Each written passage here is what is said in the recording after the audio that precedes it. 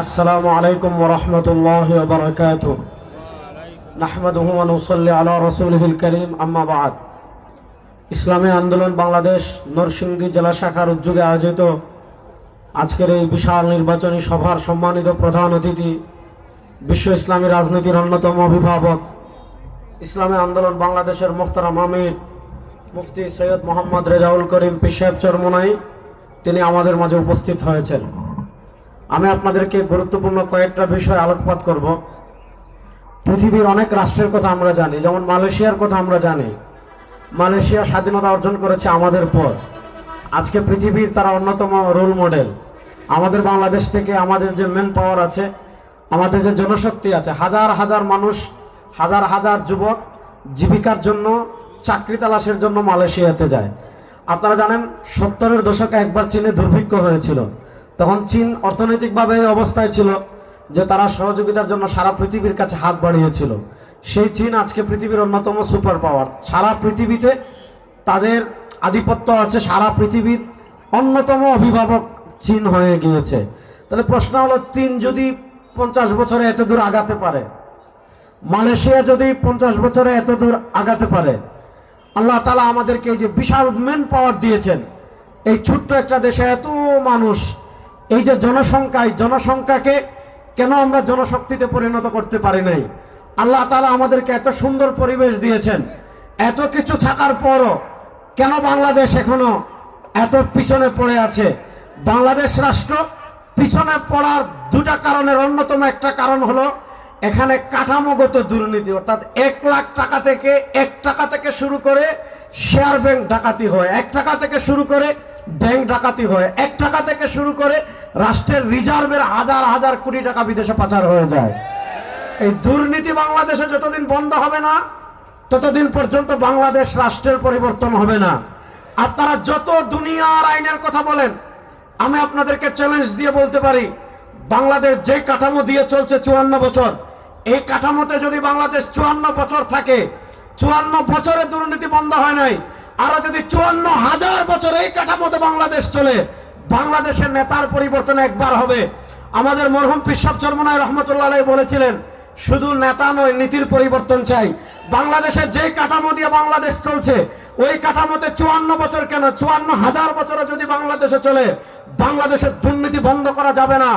বাংলাদেশে যদি দুর্নীতি বন্ধ করতে চান, তাহলে শুধু নেতার পরিবর্তন হবে না, সাথে নীতিরও পরিবর্তন হবে। ওই নীতি গণতন্ত্র দিয়ে হবে না, ওই নীতি সমাজতন্ত্র দিয়ে হবে না, ওই নীতি ধর্মনিরপেক্ষতা দিয়ে হবে না, ওই নীতি ভারতের প্রেসক্রিপশন দিয়ে হবে না, ওই নীতি আমেরিকার প্রেসক্রিপশন দিয়ে হবে না। যদি দুর্নীতি বন্ধ করতে চান, মাত্র 1 মাসের জন্য বিচার ব্যবস্থা ইসলামকে নিয়ে আসেন, শরিয়াকে নিয়ে আসেন, কোরআনকে নিয়ে আসেন, বাংলাদেশে দুর্নীতি বন্ধ হয়ে যাবে। দুর্নীতি আমাদের বাংলাদেশের আরেকটা মৌলিক সমস্যা, চাঁদাবাজি। আমাদের বাংলাদেশে অনেক রাজনৈতিক দল আছে, চাঁদা না থাকলে তাদের কর্মী পাওয়া যায় না, দুর্নীতি না থাকলে তাদের দলের নেতা পাওয়া যায় না। এই আমাদের বাংলাদেশের ভিতর অন্যতম ব্যবসায়ী জেলা হিসাবে প্রসিদ্ধ হলো নরসিংদী।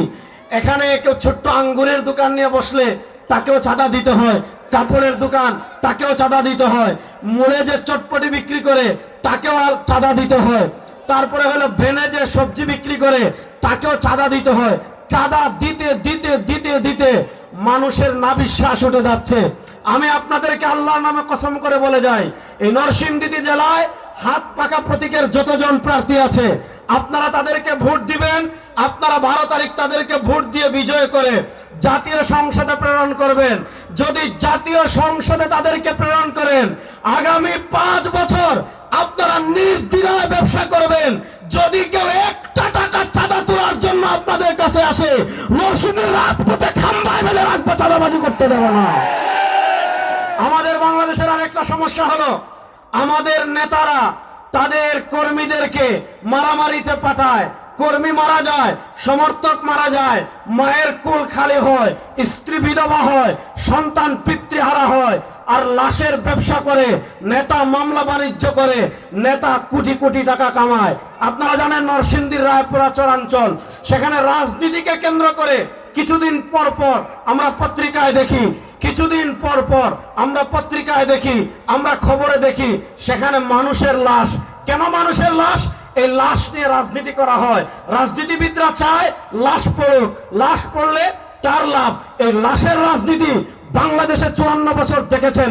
খুনের রাজনীতি বাংলাদেশে 54 বছর দেখেছেন। দুর্নীতির রাজনীতি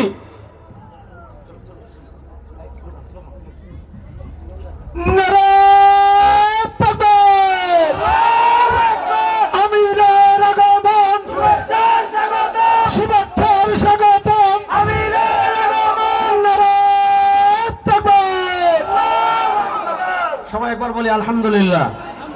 এই লাশের রাজনীতি আমরা বাংলাদেশে 54 বছর দেখেছি। এই লাশের রাজনীতিকে আমরা বাংলাদেশে আর দেখতে চাই? আমি রায়পুরাবাসীকে অনুরোধ করব, আমার আশৈশব বন্ধু, বাংলাদেশের যুবকদের অন্যতম অহংকার হাফেজ মাওলানা বদরুজ্জামানকে আপনারা হাত পাকায় ভোট দিয়ে রায়পুরা থেকে সংসদে পাঠাবেন। রায়পুরায় আর কোনো খুন দেখবেন না, নরসিংদীতে চাঁদাবাজি দেখবেন না, দুর্নীতি দেখবেন না, দুঃশাসন দেখবেন না। হযরত ওমর রাদিয়াল্লাহু তাআলা আনহু যেভাবে মানুষের দ্বারে দ্বারে ঘুরে রাষ্ট্রের আমানত পৌঁছিয়ে দিয়েছিলেন, হাত পাকার সংসদ সদস্যদেরকে সংসদে পাঠালে তাদের কাছে আপনারা যাওয়া লাগবে না, তারাই আপনাদের কাছে 5 বছর করে থাকবে ইনশাআল্লাহ। এবং আমি আপনাদেরকে ওয়াদা দিয়ে যাই, আমাদের বাংলাদেশে একটা বড় সমস্যা কি জানেন?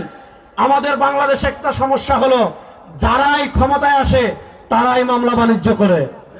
যারা বিরোধী দলে থাকে তাদেরকে বিভিন্ন মামলায় জর্জরিত করে রাখা হয়। আগে যখন আওয়ামী লীগ রাষ্ট্র ক্ষমতায় ছিল, আমরা দেখেছি আমাদের বিএনপির ভাইরা পালিয়ে বেড়ানো লাগে। এখন আওয়ামী লীগ নাই, যে আওয়ামী লীগ 17 বছর ছিল তারা এখন পালিয়ে বেড়াচ্ছে। শুনেন, ইসলাম বিধর্মীদের, শুধু মুসলমানদের না, ইসলাম বিধর্মীদের এই পরিমাণ অধিকার দিয়েছে। আমার নবী সাল্লাল্লাহু আলাইহি ওয়াসাল্লাম হাদিসে কি বলেছেন? কেউ যদি বিধর্মী জিম্মি মুসলিম রাষ্ট্রে থাকে, তাকে যদি কেউ কষ্ট দেয়, রাসূলুল্লাহ সাল্লাল্লাহু আলাইহি ওয়াসাল্লাম বলেছেন কিয়ামতের মাঠে আমি আল্লাহর কাছে তার প্রতিপক্ষ হয়ে যাব। আমাদের বাংলাদেশে 54 বছরের এই যে কাঠামোগত সমস্যা, যে যারা ক্ষমতায় যায় তারা মামলা বাণিজ্য করে, আমি আপনাদেরকে এই দৃঢ়তার সাথে এই ওয়াদা দিতে পারি, নরসিংদীর প্রত্যেকটি আসনে আপনারা যদি হাত পাকা প্রতীককে বিজয় করেন, আপনি যেই দলের হন, আপনি যেই মতের হন, আপনি যেই আদর্শের হন, আপনি যেই ধর্মের হন, আপনি যদি নিরাপদ হন, হাত পাকার এমপিরা আপনাদেরকে মায়ের মতো ছায়া দিবে। কেউ মিথ্যা মামলা দিয়ে আপনাদেরকে কারাগারে পৌঁছাতে পারবে না। এবার শেষ কথা বলে আমি আপনাদের থেকে বিদায় নেব। আমাদের রাষ্ট্রের আরেকটা মৌলিক সমস্যা হলো বেকারত্ব সমস্যা। দেখা যায় অনেক যোগ্য ছেলে, সে যোগ্যতা অনেক দূর এগিয়ে, কিন্তু সে চাকরি পায় না।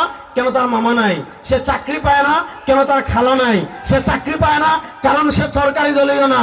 এইভাবে আমাদের বাংলাদেশে কাঠামোগতভাবে 54 বছর থেকে বৈষম্য চাষ করে যোগ্যদেরকে যোগ্য জায়গায় না আনার কারণে আমাদের রাষ্ট্রে অপদার্থরা গিয়ে আমাদের রাষ্ট্রের 12টা বাজিয়েছে।